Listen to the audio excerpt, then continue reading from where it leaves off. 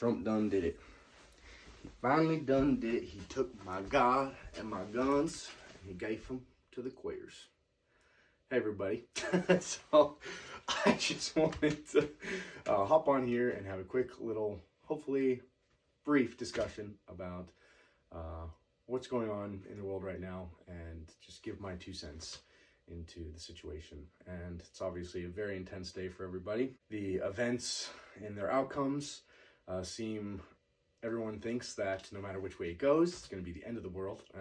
And who knows, it might be. So I just wanted to spill a little bit, just get some of my ideas out there that are circulated in certain corners of the globe, but are not typically a part of the mainstream discussion. At least they haven't been for the last very long time. So just kind of wanted to get that out there. And that is ultimately how we seemed to get to this extremely divided point that we're at today, and also where that seems to be leading to, the philosophical underpinnings of both sides of that spectrum, and why I favor one over the other.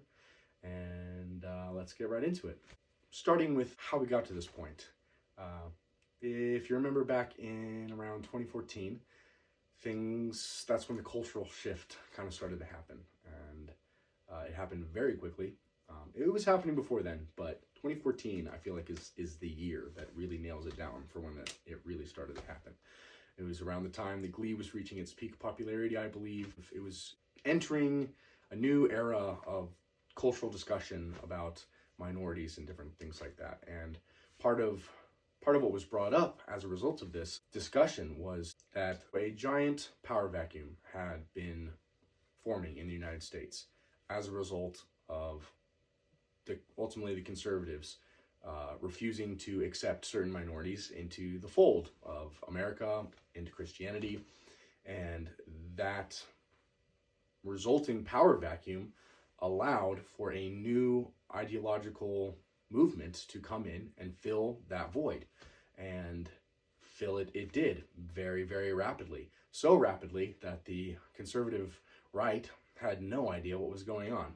And it's because it mainly happened online, and a lot of the conservatives are, of that boomer generation that's not typically online. And so all of this new generation was, sneaking up underground online, and then it popped up like daisies and surprised everybody who wasn't online and in the culture and watching it develop as it happened. I was watching it happen in the atheist community at the time. I was very into that world.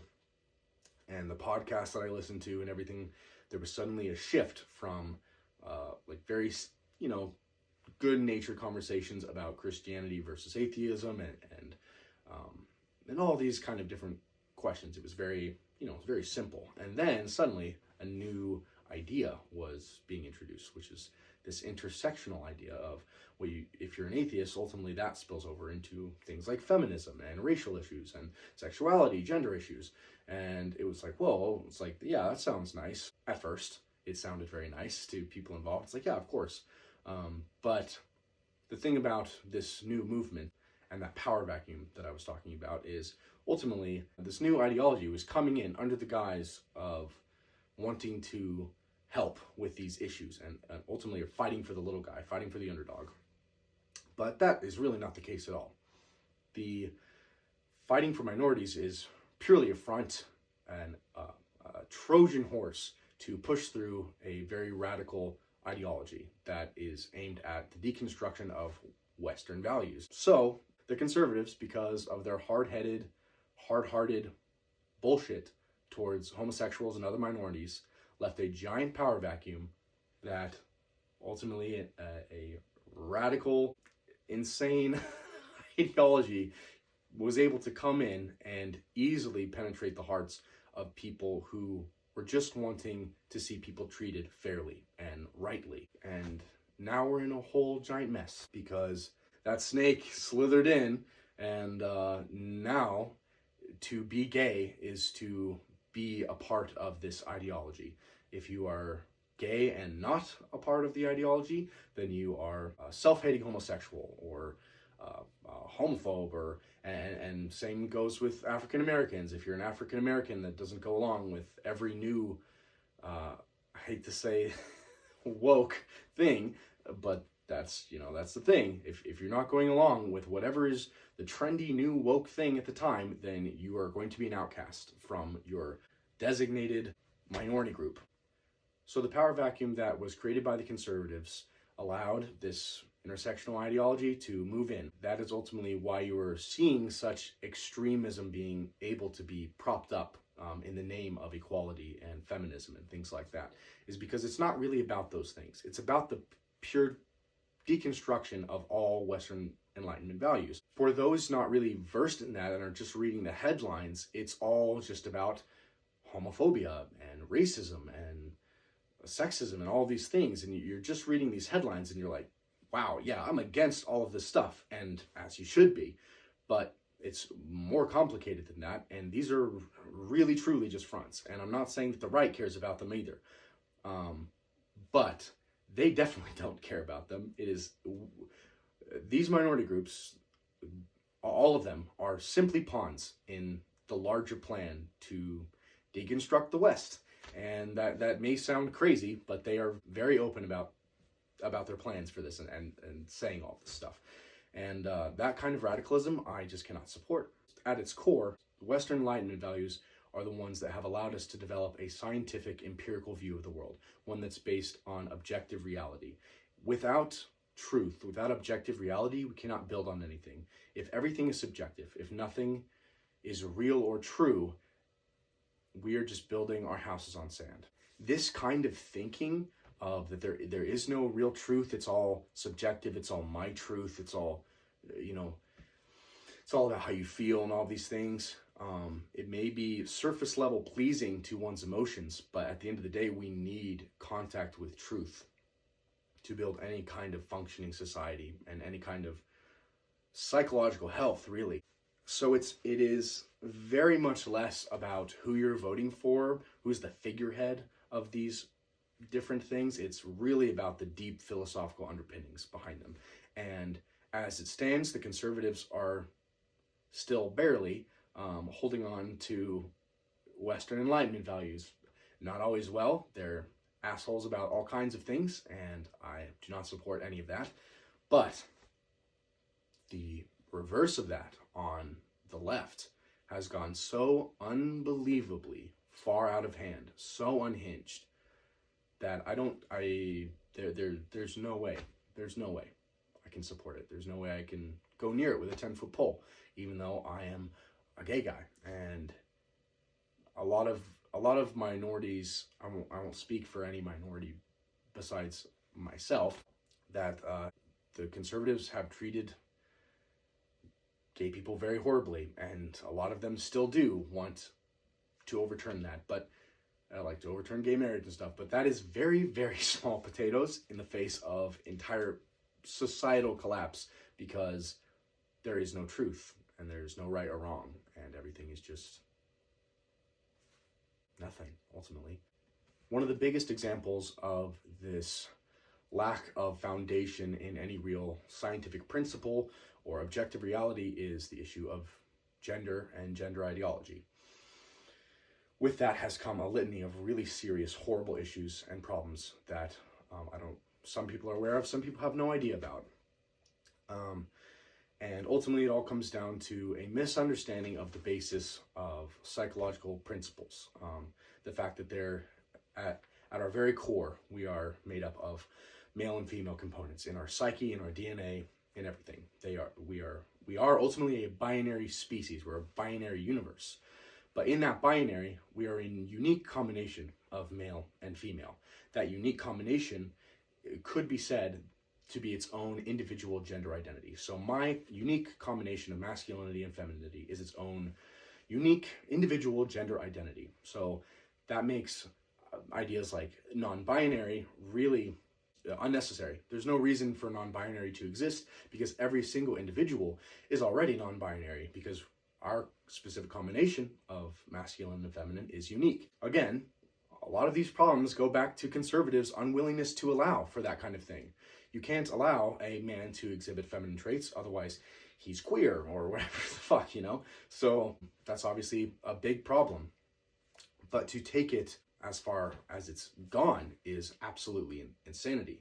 And now you have not only ideas like the non-binary thing exploding, you have the idea that children can transition, and that in fact we should encourage this, and even use puberty blockers and surgery to completely permanently alter children's minds and bodies, which is the most insane thing that I think I've ever heard of. And honestly, the most disgusting part of this new radical wave it's absolutely horrendous. And I think in coming times, we're going to look back on this period and just absolutely wish that we had behaved differently, because it's absolutely horrible. It's absolutely child abuse, and you should encourage your child to behave in whatever way that they are. If they are a boy, that, okay, I'm getting, like, let's briefly talk about the issue of how I think the transgender issue kind of plays into all of this to begin with. So, again, a lot of this goes back to the conservatives' mishandling of very serious issues. So, say you have a gay kid who is a male, and he happens to display a lot of feminine characteristics, and instead of being allowed to exist as a male and be feminine, that's said, no, that's impossible, that cannot be. You must align with who you are on the outside and what your gender is. And so this societal idea has been perpetrated for so long and so heavily that gay kids who are extremely feminine, and this has been going on not just since 2014, but for a very, very, very long time, because we cannot have males who exhibit feminine traits. Well, if we can't be males and do this, then we must ultimately be females. And so now you have the idea of transgender coming onto the picture, where I need to transition to be able to fit the mold that society needs me to. I'm feminine. I know I'm feminine, so I need to ultimately transition to match that on the outside, how I feel on the inside. And this is where the crux of that argument really is, and how ultimately messed up it is. We should not have to resort to altering our bodies with surgeries and chemicals, hormones, all these different things, just so we can fit society's idea of what is appropriate. If you're a man who likes feminine things and who's extremely feminine, or if you're a female that is extremely masculine, that is who you are. There's nothing wrong with that. You should just be who you are. And anybody who has a problem with that doesn't know what they're talking about. To put it briefly, the conservatives' refusal to accept anything outside the gender norm of sexuality or gender expression or anything like that has resulted in these different offshoots that have sprung a lot of problems and made things very complicated and messy and sad, and a lot of heartache and different things like that. A lot of really horrible things, just because conservatives haven't been able to accept the fact that some men are feminine and some females are masculine, and that infinite variation belongs to the individual, belongs to human nature in general, and we should not be trying to box each other into these very rigid definitions. We don't need to come up with a whole new ideology that throws the baby out with the bathwater of objective reality and truth. With that, we can still operate in those realms without getting rid of everything that holds our society together and everything that's ultimately true. So the conservatives really messed up bad, and because of that, the backlash, the swinging of this pendulum is so massive that who knows how it's going to end, because, you know, they shouldn't have done that. At the end of the day, they, instead of behaving in a Christian, Christ-like manner, bringing people into the fold, bringing them into the society, they instead outcasted them, literally threw children out on the streets. For generations they've done this, and now we're receiving the backlash of what happens when you cast an entire people out onto the streets and leave them homeless in heart and in reality. So it's a very sad situation, and the people that are so emotionally invested in one side, like on the left, I understand, especially the gay community. That's the minority that I'm a part of, so it's what I can comfortably speak in. The stories that I hear to this day about homosexuals is some of the most harrowing things that I've ever heard. And the conservatives still to this day absolutely refuse to own up to that fact. So it's a disaster. And until the conservatives can acknowledge that they've really done something wrong there, I don't know that the left is ever going to come around to wanting to be on their side, unless what's happening now, which is happening, is the left is going so freaking extreme that even gay people and minorities all over are being like, whoa, like, okay, like, yeah, we may be gay, we may be this, that, and the other, but we're not all about all of that. Because it's a whole new philosophy that is completely withdrawn from the basis of our philosophical understanding of the world. That's a big deal.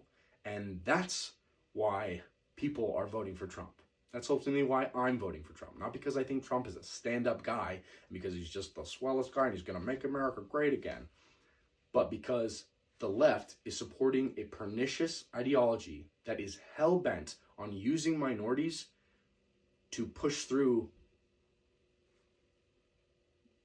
a really terrible reality that is just totally legless, rootless, subjective, nihilistic, hedonistic bullshit, where nothing is right or wrong. There is no truth.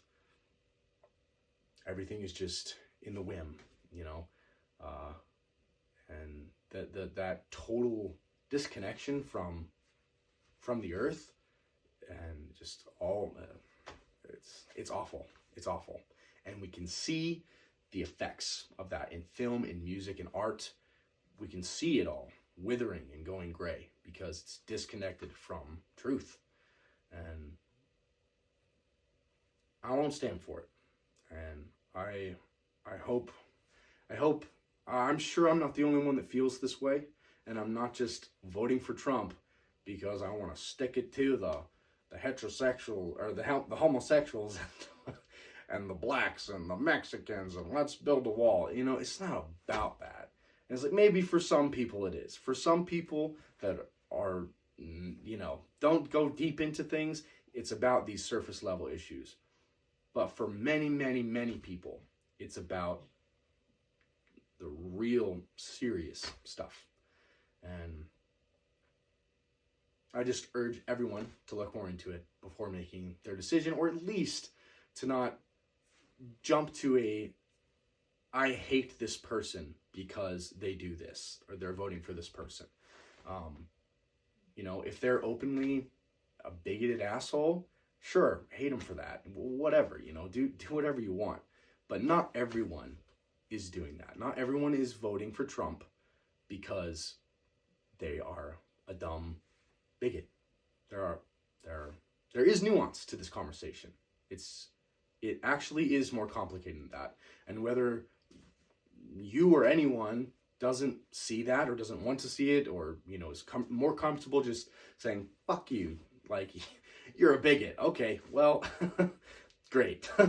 Like, it's more complicated than that, whether you like it or not. And I don't know what else to say. I hate the way that it's gone. I hate how divisive everything is. I hate how it's just gotten so ugly on both sides. Homophobia has risen up. Racism has gone up. Everything. Sexism has gone up. Everyone, the extremity starting with conservatives caused this backlash, and now we're getting a massive backlash, and the conservatives are like, you guys, slippery slope. And it's like, okay, no, you guys started the slippery slope with how you treated us, and now it's coming back to bite you in the ass. And if enough people can see what's going on here, and stand up and have this nuanced conversation rather than just jumping to pointing the finger. Well, you're just blank. You're just this. You know, come on. Come on. There's so much more to it than that. And you know, all it takes is us talking to each other and being genuine about it and not just looking to win an argument, you know.